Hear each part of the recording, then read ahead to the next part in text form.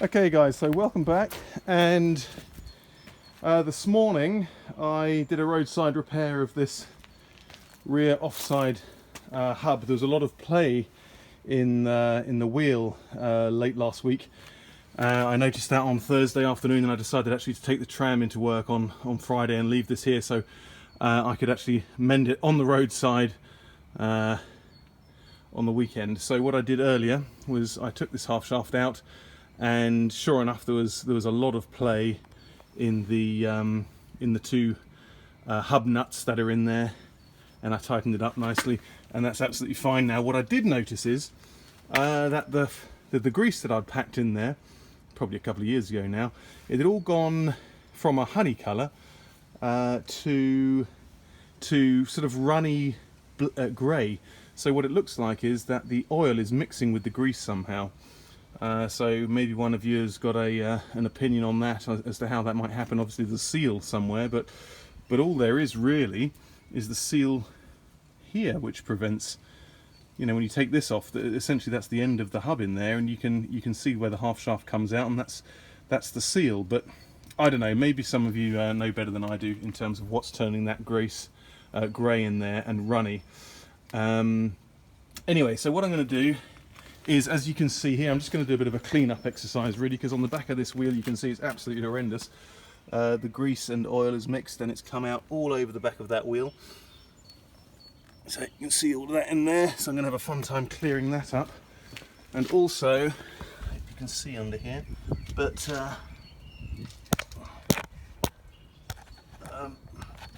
all on the back of this hub as well, it's just got grease everywhere. So what I'm going to do is I'm going to take that drum off and see what the state of the brake is on the inside. Wow, okay. Jesus, this is horrendous. Look at that.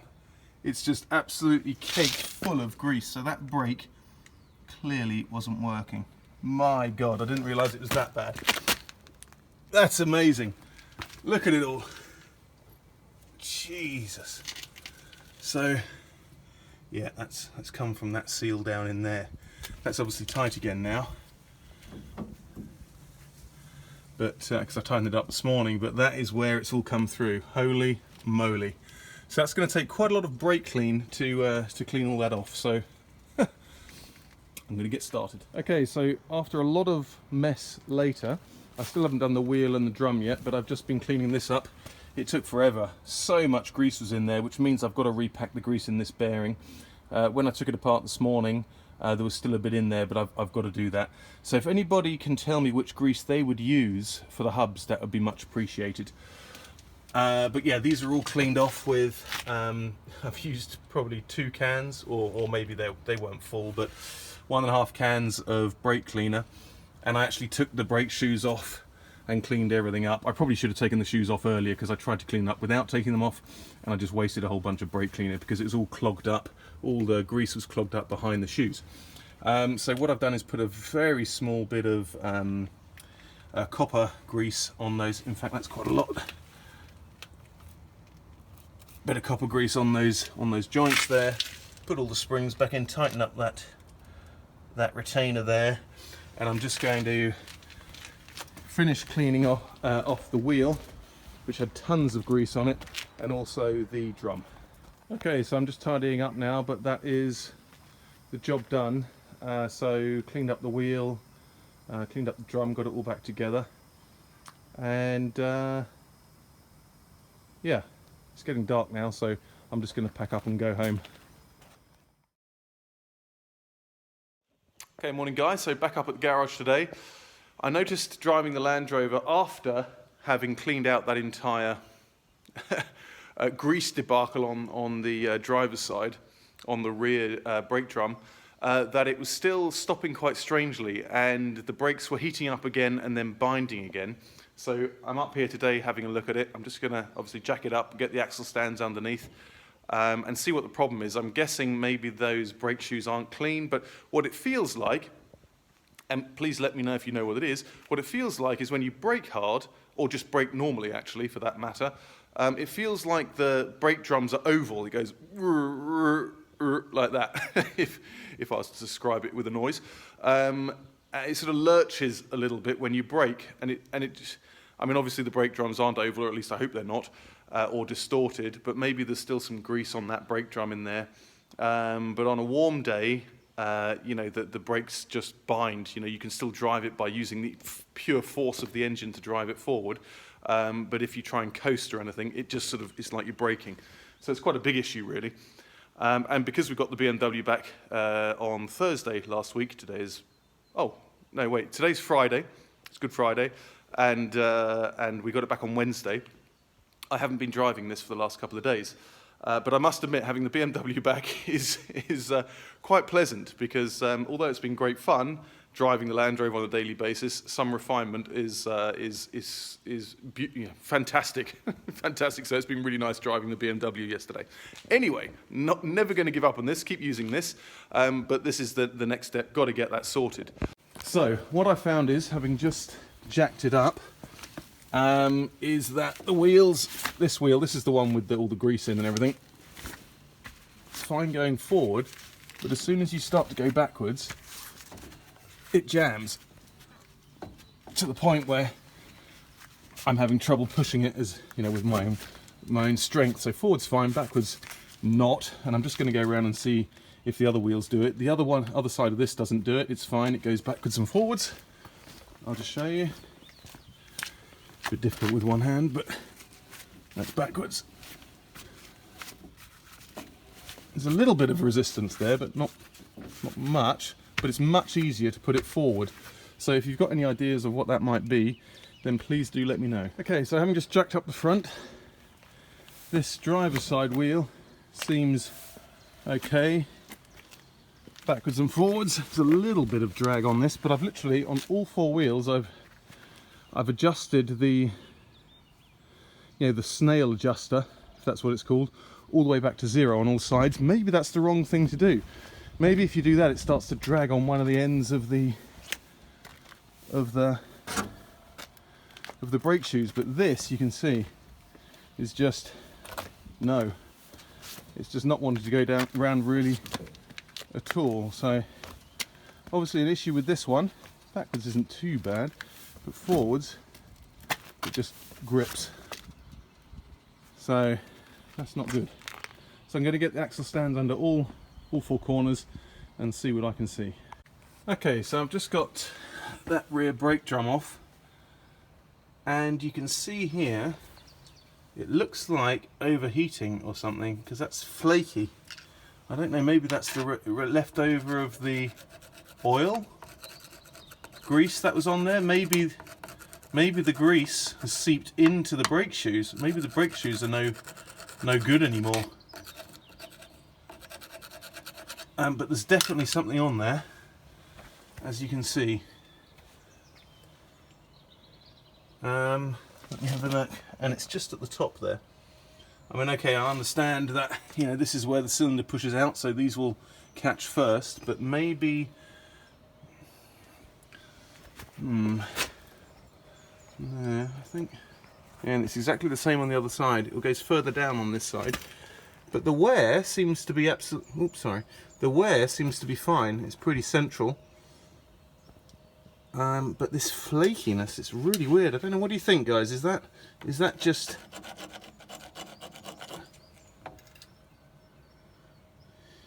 Is that the grease? Do I need to sand them down? Do I need to throw them away?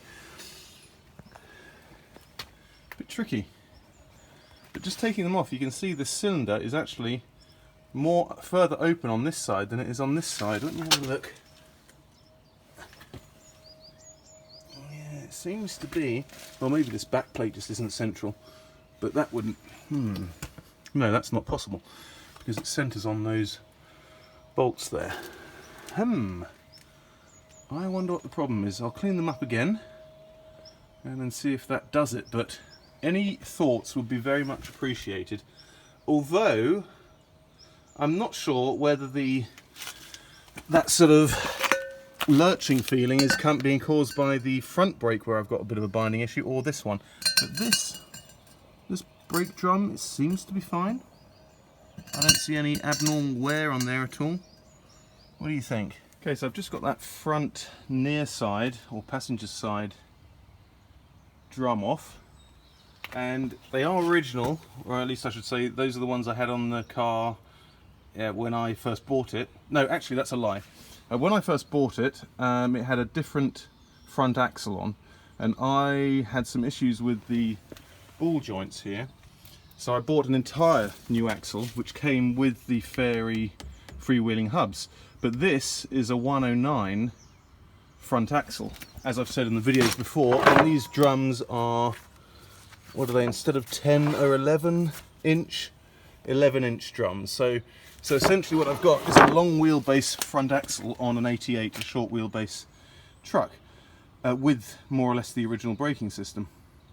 I think I also have a 109 or a larger brake cylinder there, I think. Yeah, whoops. No, I was just showing you the clutch cylinder there. The brake cylinder, the brake cylinder there, that's for the 109, I think. It's slightly larger. So there might be some issues with that setup on a short wheelbase, I don't know. But just looking in here, first look, I haven't touched anything. There's obviously friction pretty centrally, if you ask me. I don't know, difficult to see, but I think it's pretty central. I'm pretty pleased with that. And here, I would say possibly a little bit towards the outside, maybe? I don't know. Okay, so that was a pleasant surprise. Never doubt old technology. I just told you before, these pins, these adjuster pins that adjust the camber of the brake shoe against the drum,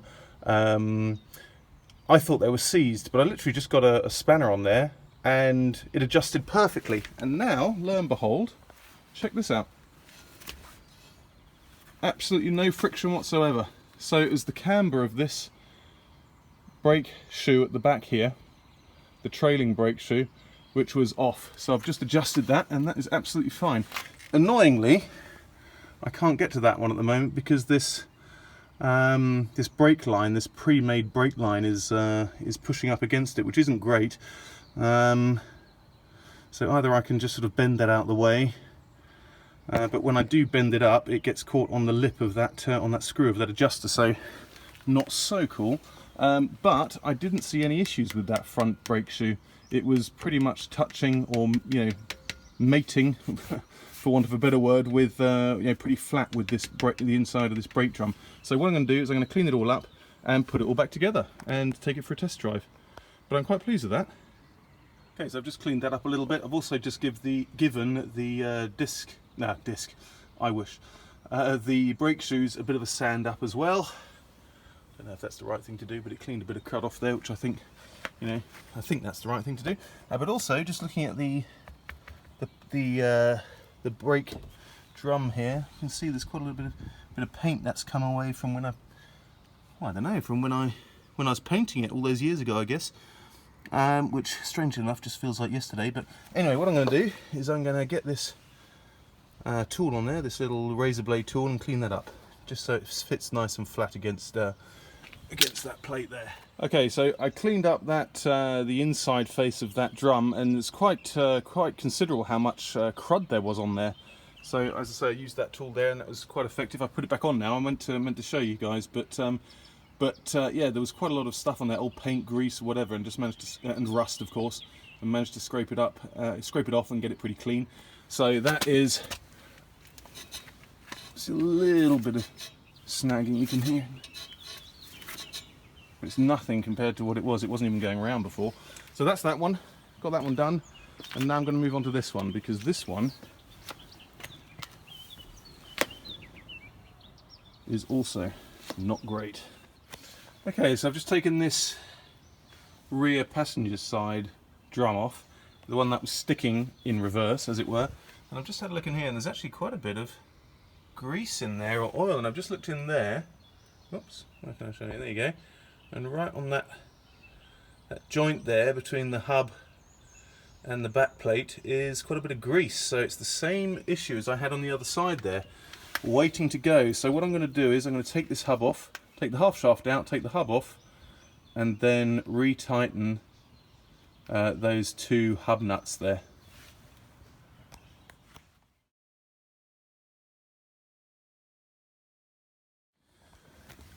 Okay, so here's my theory on this side, which is the driver's side.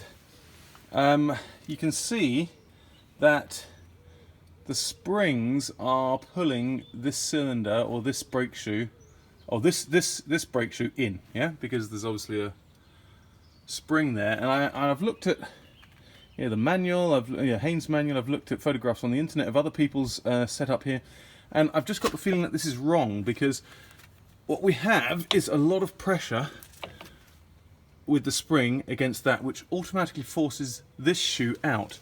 And you can push this back in, obviously, but it doesn't stay there. So what that means is, that's what I think, is this trails against the brake drum and heats it all up.